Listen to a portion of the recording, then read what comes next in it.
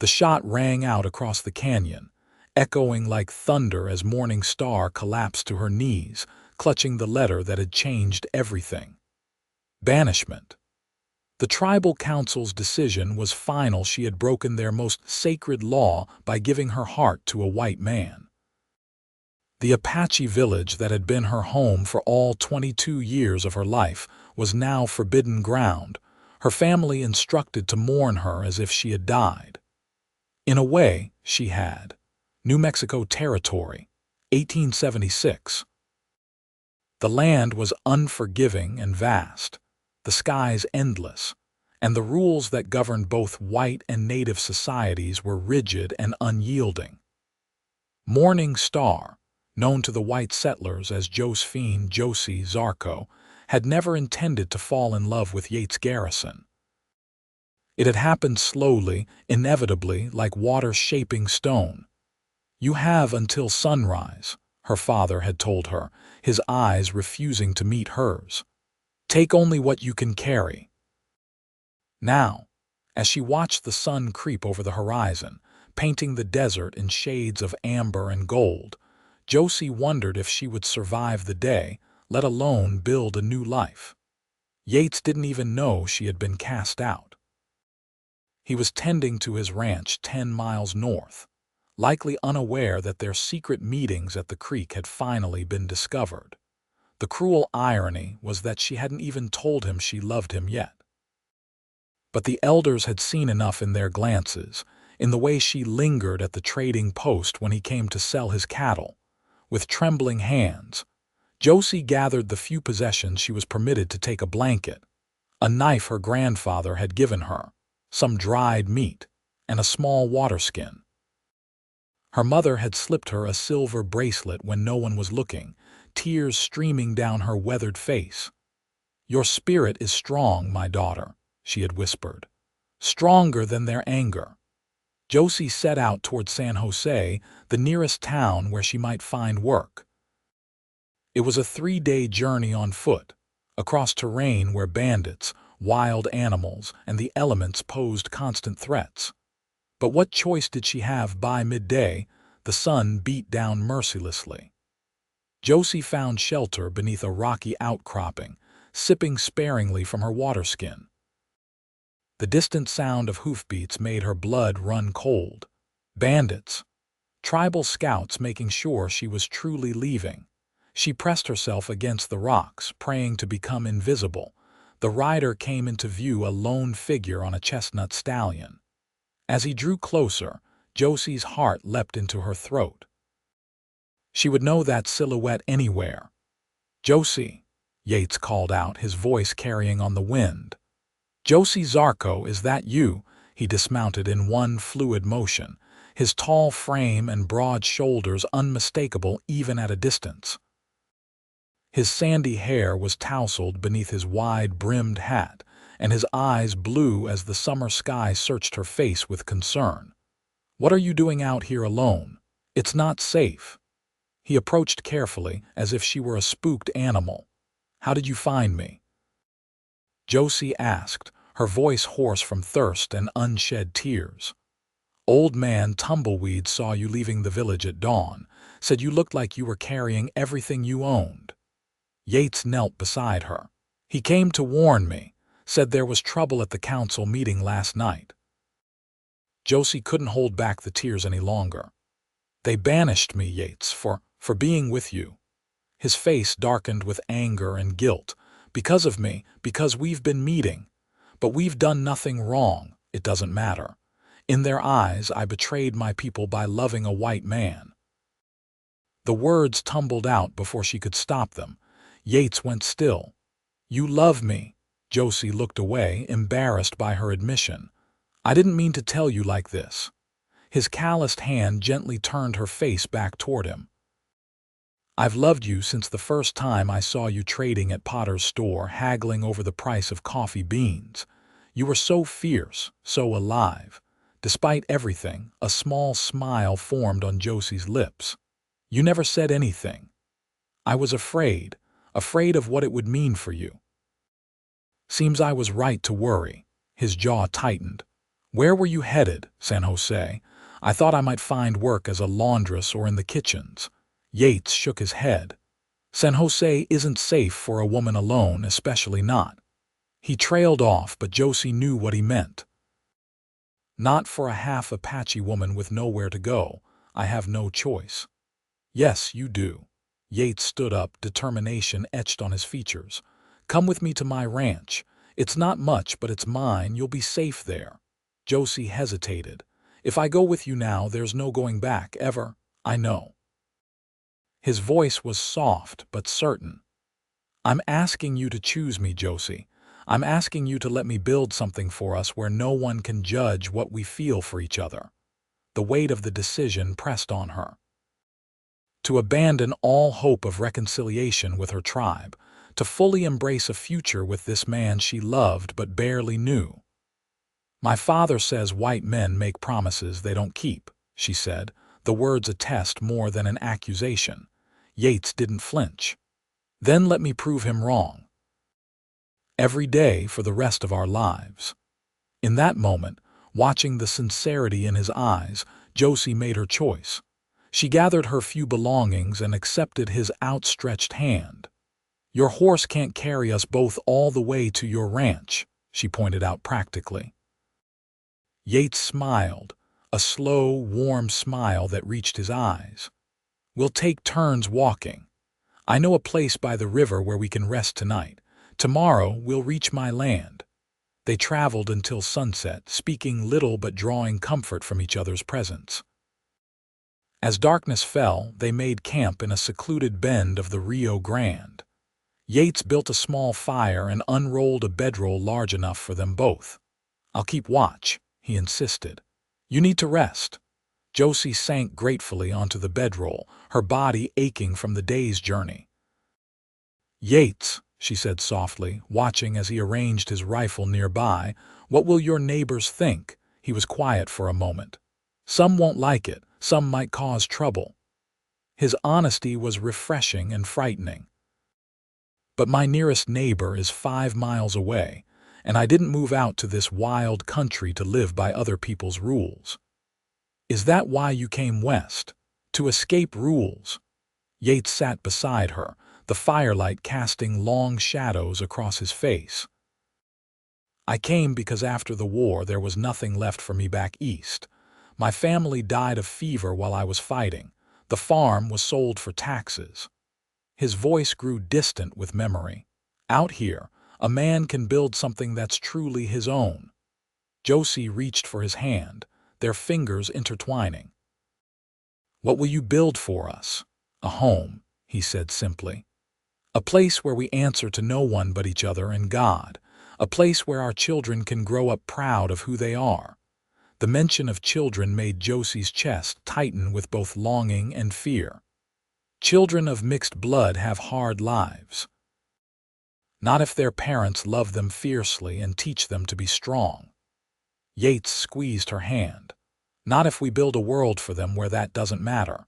It was a beautiful dream, but Josie knew the reality would be more complicated. Still, as she drifted into an exhausted sleep, her last conscious thought was that if anyone could build such a sanctuary, it was the determined cowboy keeping watch beside her. Dawn broke with a chorus of birdsong.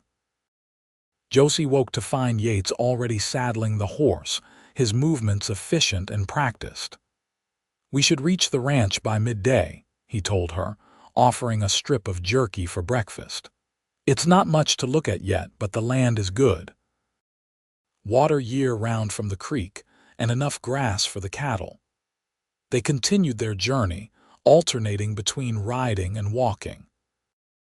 As they traveled, Yates pointed out landmarks and spoke of his plans for the ranch: more cattle, maybe horses too, and improvements to the cabin he'd built with his own hands.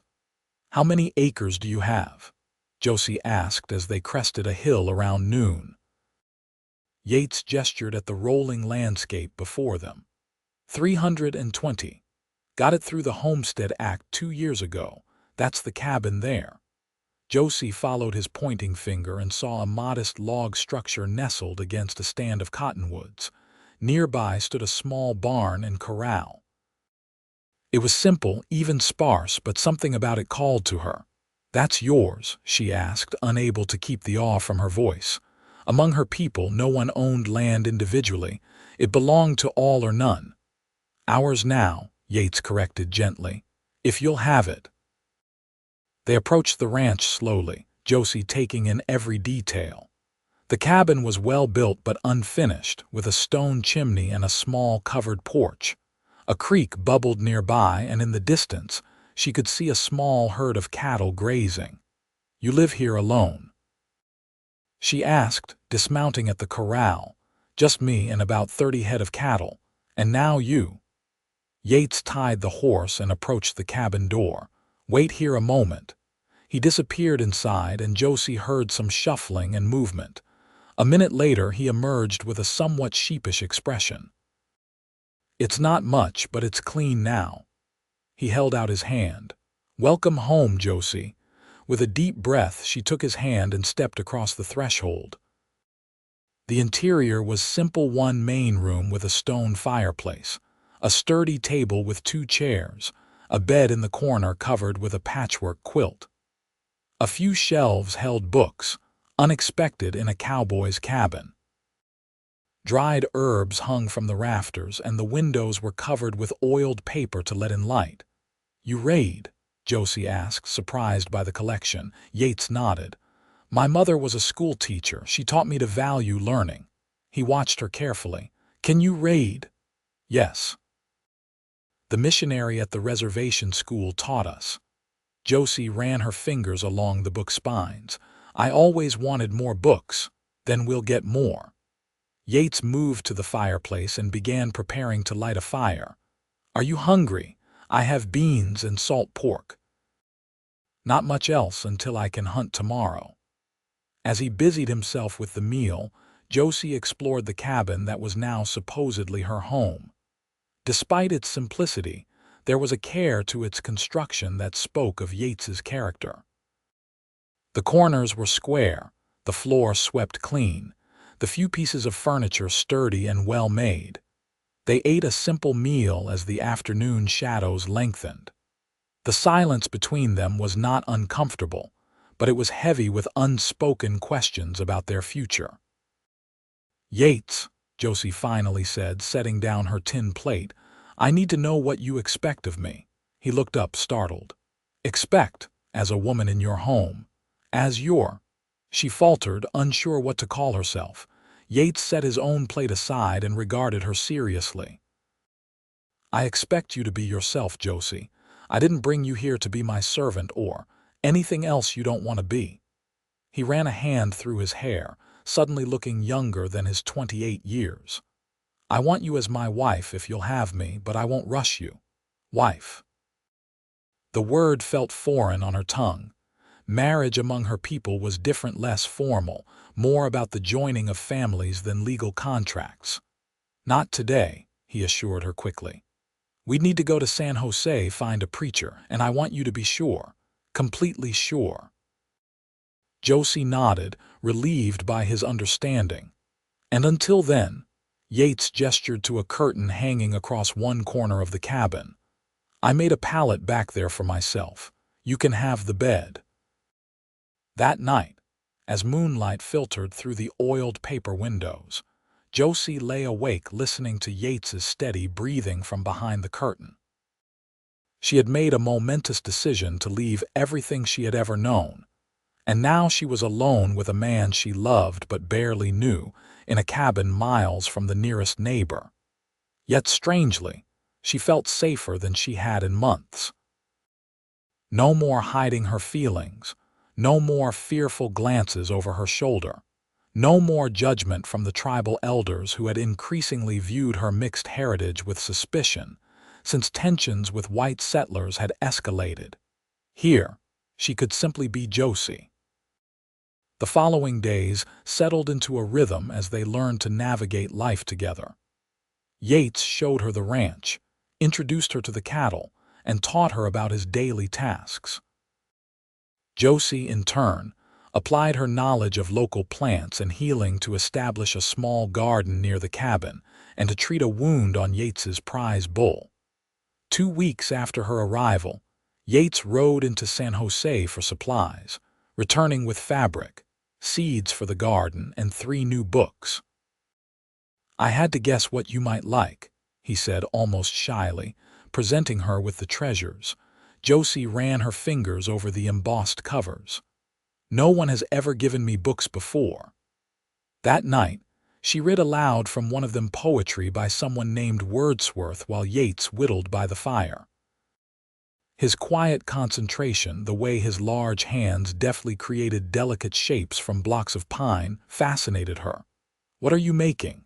she asked during a pause in her reading. He held up a small, half-finished carving of a bird. "A wren. They remind me of you, small but fierce." Josie laughed. "Is that how you see me? Small and fierce, among other things." His eyes met hers across the room, and the heat in them made her breath catch. As spring bloomed into summer, their relationship deepened. Yates was true to his word, never pushing for more than Josie was ready to give. They worked side by side during the days, shared meals and conversation in the evenings, and slept in their separate spaces at night. But the tension between them grew, as natural and inevitable as the changing seasons. One sweltering July evening, they sat on the porch watching a thunderstorm gather on the horizon. Lightning split the sky in jagged bursts, illuminating Yates's profile. "There's a letter for you in town," he said suddenly. "From the reservation." Josie stiffened. "How do you know?" "Station master mentioned it when I was picking up fence supplies yesterday. Said it came with the army courier." "You didn't bring it?" Yates shifted uncomfortably. "Didn't know if you'd want it. Didn't want to presume." Josie considered this. Who would write to her? Her mother, perhaps, or her younger sister, but any communication would be risky for them. "Will you take me to get it tomorrow?" she asked finally. Of course. The trip to San Jose the next day was Josie's first venture into town since her banishment. She felt exposed riding beside Yates, acutely aware of the stares from townsfolk unaccustomed to seeing an Apache woman accompanying a white rancher. At the station, the clerk eyed her suspiciously before retrieving the letter. "This the Indian girl?"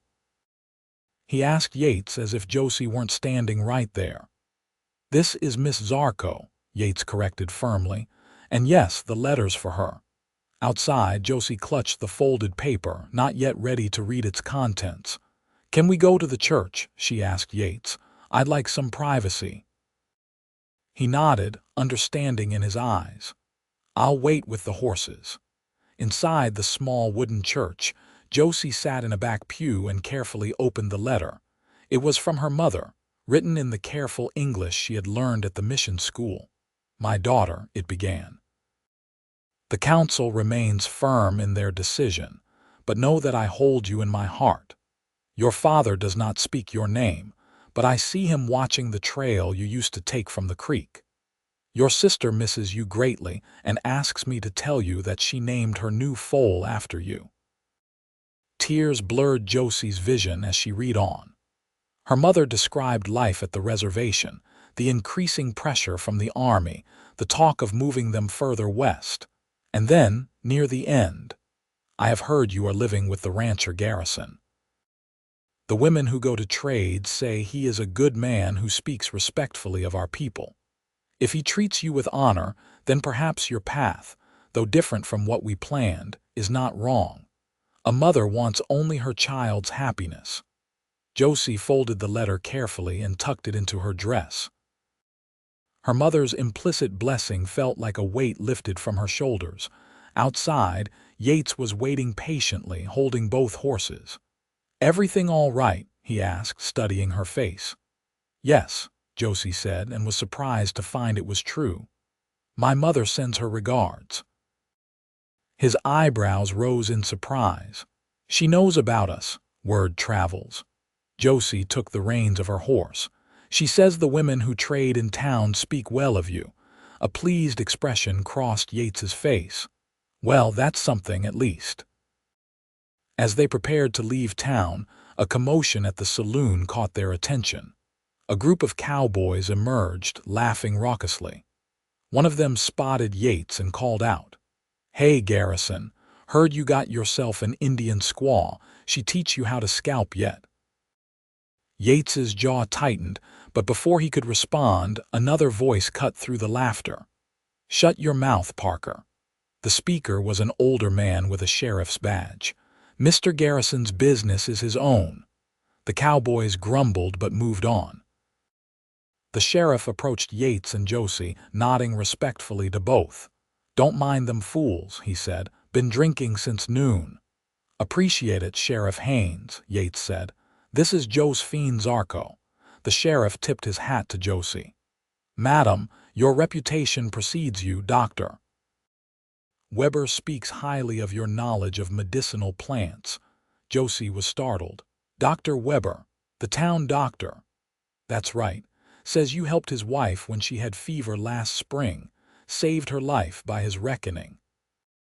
Josie remembered the incident, a white woman who had collapsed near the trading post while her husband was away. Josie had recognized the symptoms and prepared a tea of willow bark and other herbs. "It was nothing," she murmured. "Not how he tells it." Sheriff Haynes glanced around the street. "Town's changing, Miss Zarco. Some folks still live in the past, but others are starting to see that we all need each other out here."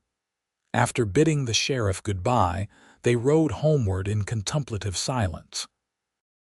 The interaction had revealed something important. Not everyone in San Jose viewed their relationship with hostility.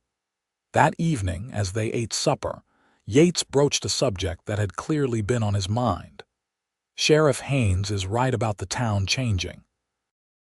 There's talk of a railroad spur coming through in a year or two, more settlers arriving weekly." He paused. "Might be good to establish ourselves more formally before then." Josie set down her fork. "You're talking about marriage?" "Yes." He met her gaze steadily. "I love you, Josie. I want to build a life with you, a proper life with you as my wife, not just—" He gestured vaguely. "Not just the Indian woman living at your ranch," she finished for him. "That's not how I see you." His voice was firm. "But yes, I want to give you the protection of my name." Josie considered his words carefully. These past months at the ranch had been the happiest of her life. Yates had proven himself to be a man of integrity, patience, and unexpected tenderness. She had loved him from the moment he had found her by those rocks and offered her a future. "Yes," she said simply. Yates blinked as if he'd been prepared for a longer negotiation. "Yes, I will marry you, Yates Garrison." The smile that spread across his face was like sunrise breaking over the mountains. He stood, moved around the table, and knelt beside her chair, taking her hands in his. "I swear to you, Josie Zarco, I will spend every day making you glad you said those words." They were married the following Sunday by the preacher in San Jose, with Sheriff Haynes and Dr. Weber as witnesses. Josie wore a simple blue dress that Yates had bought from the mercantile, and she carried wildflowers gathered that morning from the creek bank. The ceremony was brief but meaningful. When the preacher pronounced them husband and wife, Yates kissed her with a reverence that brought tears to her eyes. Their wedding night was a revelation of tenderness and passion. Afterward, as they lay tangled in each other's arms, Yates traced patterns on her bare shoulder. "I have something to show you tomorrow," he murmured against her hair. "Been working on it in secret." The next morning he blindfolded her and led her carefully from the cabin. "No peeking," he insisted, guiding her across what felt like the yard. When he removed the blindfold, Josie gasped. Behind the cabin, nestled against the cottonwoods, stood a new structure, the frame of a house, larger than the cabin, with real glass windows already installed. "Yates," she breathed, "when did you?" "Been working on it whenever you went to gather plants or visit Dr. Weber." He looked proud but nervous.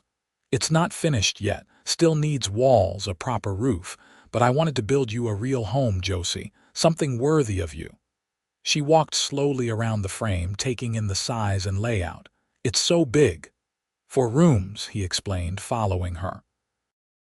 "A proper kitchen, a parlor for receiving guests, and 2 bedrooms." His voice softened. "One for us and one for the future." The implication made Josie's heart swell. Children, their children. She turned to her husband, overwhelmed with emotion. "It's perfect," she whispered, reaching for him. "Our home." Over the next months, they worked together to complete the house.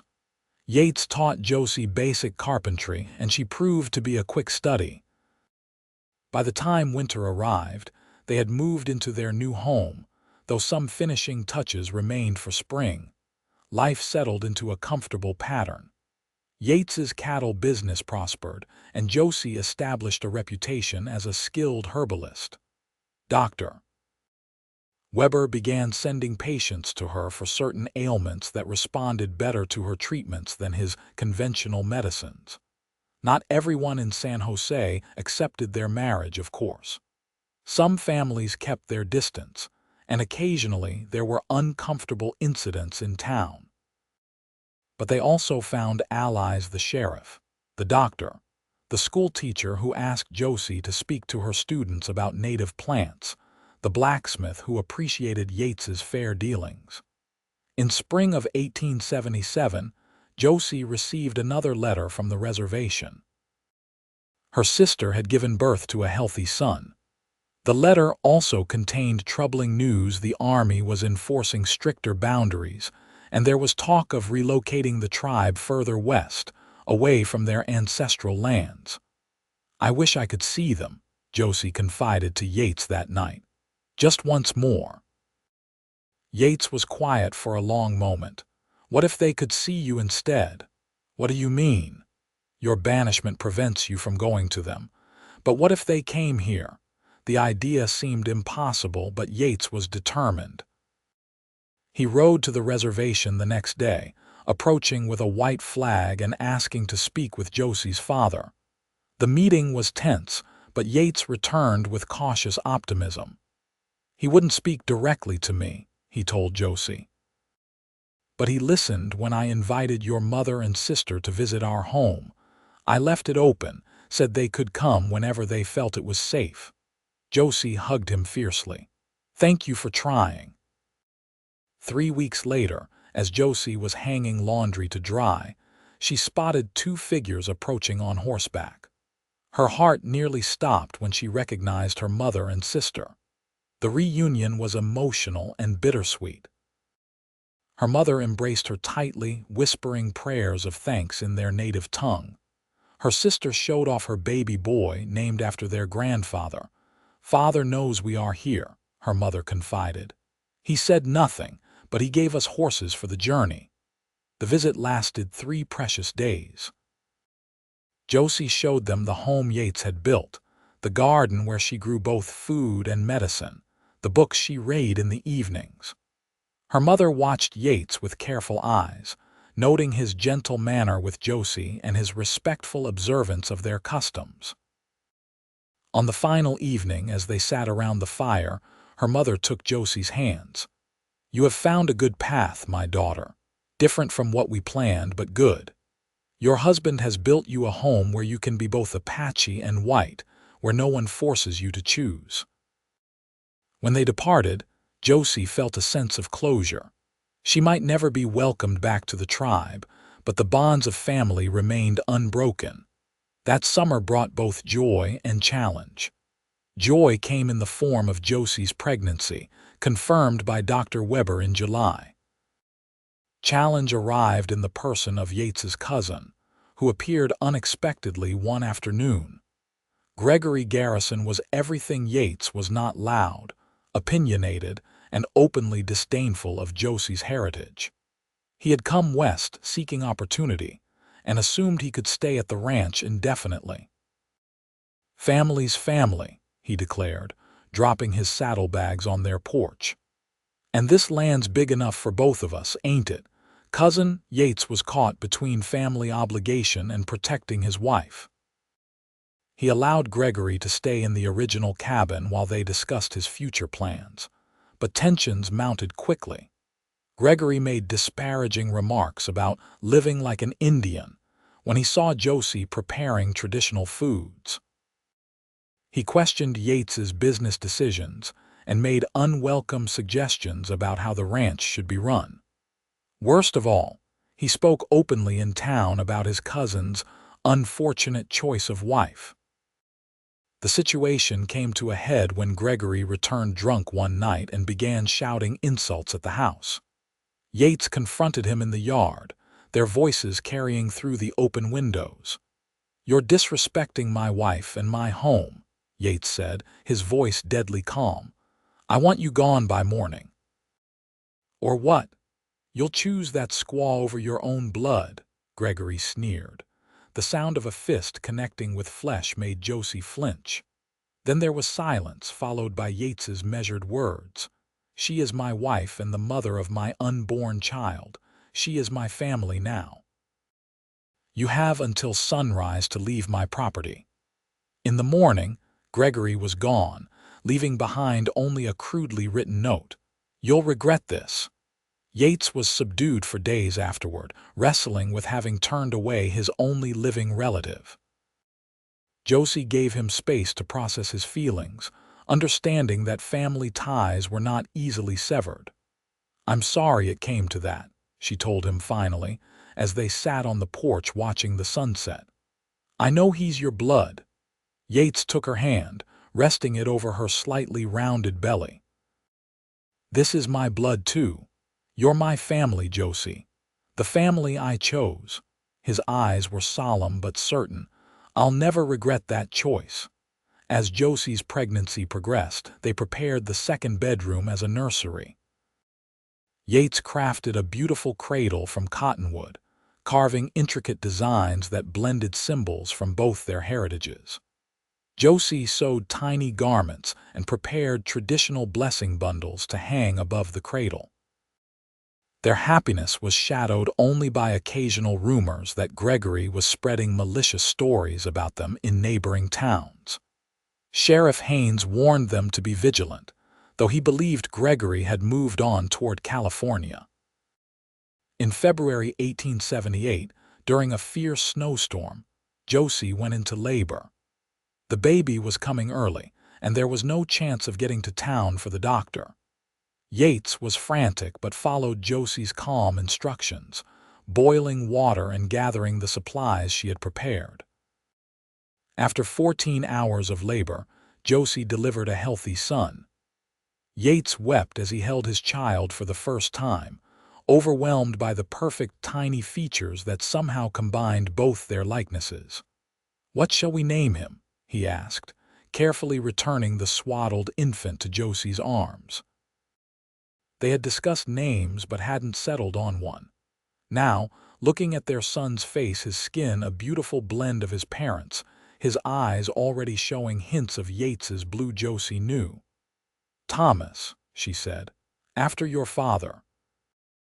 It was a gesture of connection to the family Yates had lost, an acknowledgement of the heritage that would be part of their son's identity. "Thomas James Garrison," Yates agreed, adding Josie's father's name. "A bridge between our worlds." Spring brought new growth to the ranch.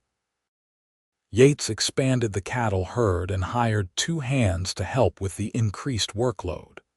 Josie's reputation as a healer continued to grow, and she began teaching Thomas about plants as soon as he could toddle after her in the garden. Their happiness felt complete, but Josie still worried about her people. News from the reservation was increasingly troubling disease, food shortages, and continued pressure from the army. She and Yates sent what help they could, but it never felt like enough. In the summer of 1879, they received an unexpected visitor. Sheriff Haynes rode up one afternoon, his expression grave. "Gregory's back," he said without preamble. "Been causing trouble in town, talking about taking what's rightfully his." Yates's face hardened. "He has no claim here." "I know that, but he's gathered some unsavory characters around him, Been drinking heavily and making threats. The sheriff adjusted his hat. I've warned him to stay away from your property, but thought you should know. After the sheriff left, Yates and Josie discussed what to do. They decided to be vigilant but not to live in fear. The ranch was their home, built with their own hands, and they would defend it if necessary. A week passed without incident. Then one night, as they were preparing for bed, they heard the sound of approaching riders. "Stay with Thomas," Yates instructed, reaching for his rifle. "Bar the door behind me." "No." Josie's voice was firm as she picked up their sleeping son. "We face this together." They stepped onto the porch to find Gregory and 3 men on horseback in their yard. Gregory's face was twisted with anger and alcohol. "Well, if it isn't the Happy family," he slurred. "Come to claim my share of this land, cousin."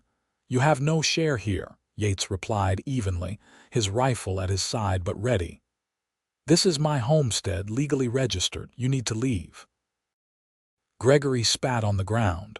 "Always were self-righteous, weren't you? Thinking you're better than everyone, living out here with your Indian whore and half-breed brat." Yates raised his rifle slightly. "That's enough, Greg. Leave now while you still can." One of Gregory's companions, evidently sensing that the situation was deteriorating, began to back his horse away. "Greg, let's go. This ain't worth it." "Shut up." Gregory drew his pistol sloppily. "I ain't leaving until I get what's mine." Everything happened in a blur after that. Gregory's gun discharged, the bullet splintering the porch railing. Yates fired a warning shot into the air. The remaining horses reared in panic, throwing one of Gregory's companions to the ground. In the chaos, Gregory took aim at Yates again, but his horse's movement spoiled his aim. The bullet went wide, striking the lantern Josie had placed on the porch steps. It exploded in a burst of flame that quickly caught the dry wooden steps. "The house!" Josie cried, clutching Thomas, who had woken and begun to wail. Yates turned to help his family, taking his eyes off Gregory for just a moment. It was enough for Gregory to take aim again, this time with steadier hands. The shot rang out, but it wasn't Yates who fell. Sheriff Haynes appeared from the shadows of the barn, his own gun smoking. Gregory toppled from his horse, a red stain spreading across his chest. "Get your family clear of the fire," the sheriff ordered, moving to secure the remaining men who had thrown up their hands in surrender. Yates didn't hesitate. He guided Josie and Thomas away from the burning porch while the sheriff's deputy, who had been hidden nearby, helped control the panicking horses. By the time they had extinguished the fire, Gregory was dead. His companions, sober now and terrified, were quick to explain that they had only come along because Gregory had promised them easy money. They hadn't expected violence. "Been following them since they left town," Sheriff Haynes explained later, as they sat in the kitchen, Thomas finally asleep again. "Knew they were headed this way with trouble in mind." The sheriff arranged for Gregory to be buried in the San Jose cemetery, a simple marker the only testament to his troubled life. Yates attended the burial alone, standing in silence as the coffin was lowered into the ground. "I would have helped him if he'd let me," he told Josie that night. "If he'd just asked instead of demanding." "Some people can't accept happiness in others when they haven't found it themselves," Josie replied, wisdom beyond her years in her voice. "Your cousin couldn't see past his own bitterness to recognize what you were building here." The incident left them shaken but more determined than ever to protect the life they had created. Yates repaired the fire damage and added additional security measures to the ranch. Josie planted protective herbs around the perimeter, a practice from her people that brought her comfort, even if Yates regarded it with gentle skepticism. Life gradually returned to normal.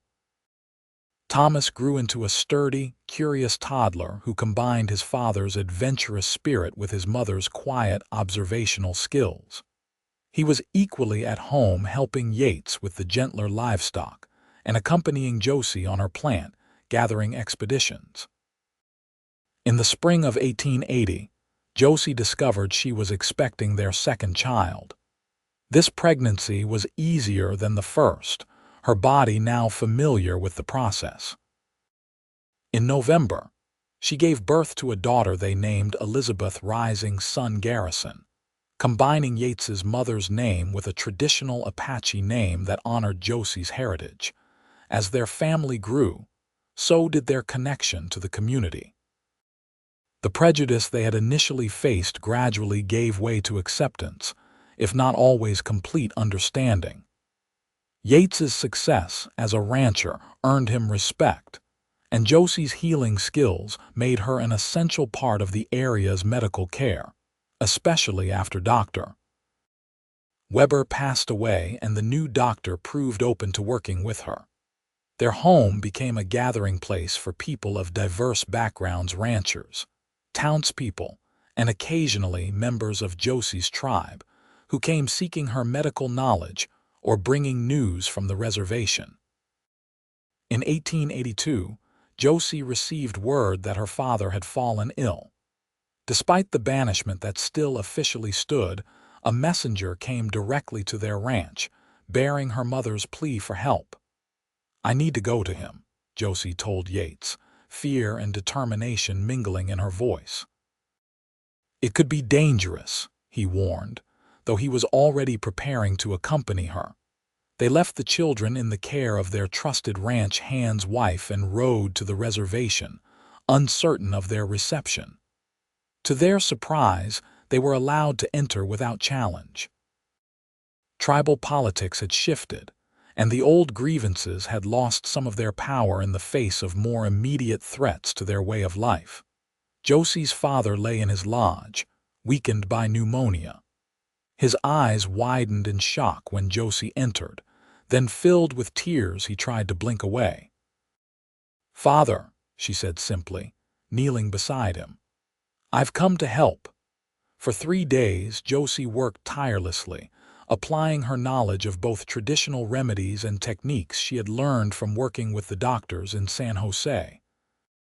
Yates remained respectfully outside the lodge, earning cautious acceptance from the community through his quiet dignity and obvious devotion to Josie. On the 4th day, her father's fever broke. As awareness returned to his eyes, he looked at his daughter with new recognition. "You have become a healer of great power," he said, his voice weak but clear. "I learned from my mother's people," Josie replied, "and from others who respect the old ways while embracing new knowledge." He nodded slowly. "The spirits work in strange ways. Perhaps they led you on this path for a reason." It wasn't quite forgiveness, but it was acknowledgement and acceptance that her life had value, even if it was not the life he had envisioned for her. Before they departed, Josie's father spoke privately with Yates. Neither man ever revealed the full content of their conversation, but when they emerged from the lodge, there was a new understanding between them. "Your father has invited us to bring the children to visit next summer," Yates told Josie as they rode home. "He wishes to know his grandchildren." Tears of joy streamed down Josie's face. "I never thought I'd hear those words." Their return to the ranch felt like coming full circle. The home Yates had promised to build for Josie, a place where no one could judge their love, had expanded beyond the physical structure to encompass a community. A family that bridged cultures, and now a tentative reconnection with her past. As they approached their land, Yates reached for Josie's hand. "Do you remember what I told you that first day by the rocks? That I wanted to build something for us where no one could judge what we feel for each other?"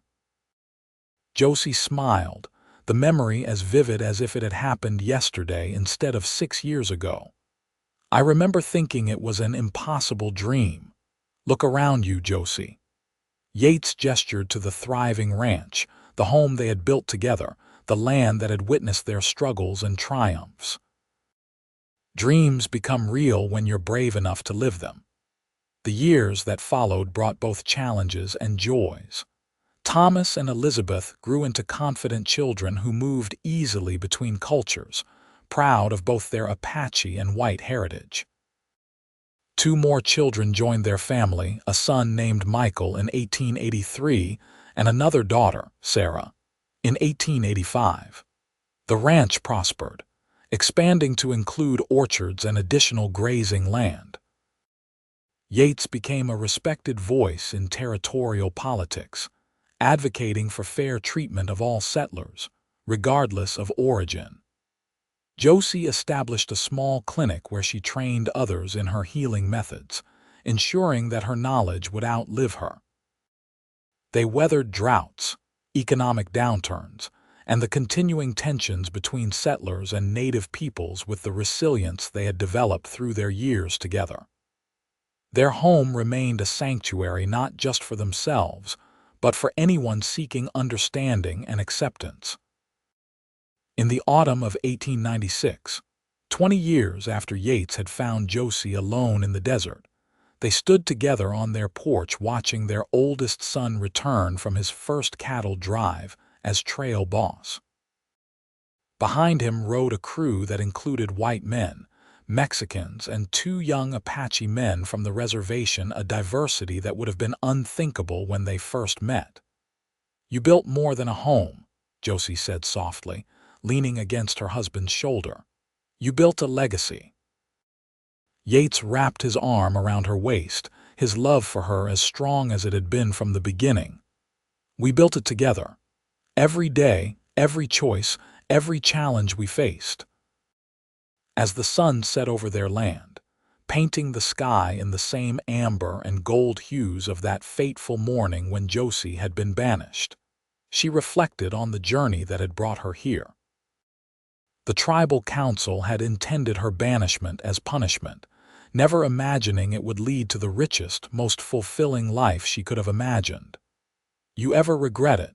Yates asked, seeming to read her thoughts as he often did after so many years together. "Choosing this life with me?" Josie turned to face the man who had found her at her lowest moment and seen not a banished woman, not an Apache, not a half-breed, but simply Josie, a woman worthy of love and respect. "Never," she said with absolute certainty. "Not for a single moment." And as their children and grandchildren gathered around them in the home built on love and understanding, Josie knew that their story would echo beyond their lifetimes, a testament to the power of choosing love over prejudice, courage over fear, and hope over despair. The banishment that had once seemed like the end of her world had become the beginning of something far greater than she could have imagined, a love that had built not just a home, but a legacy of acceptance that would ripple outward for generations to come.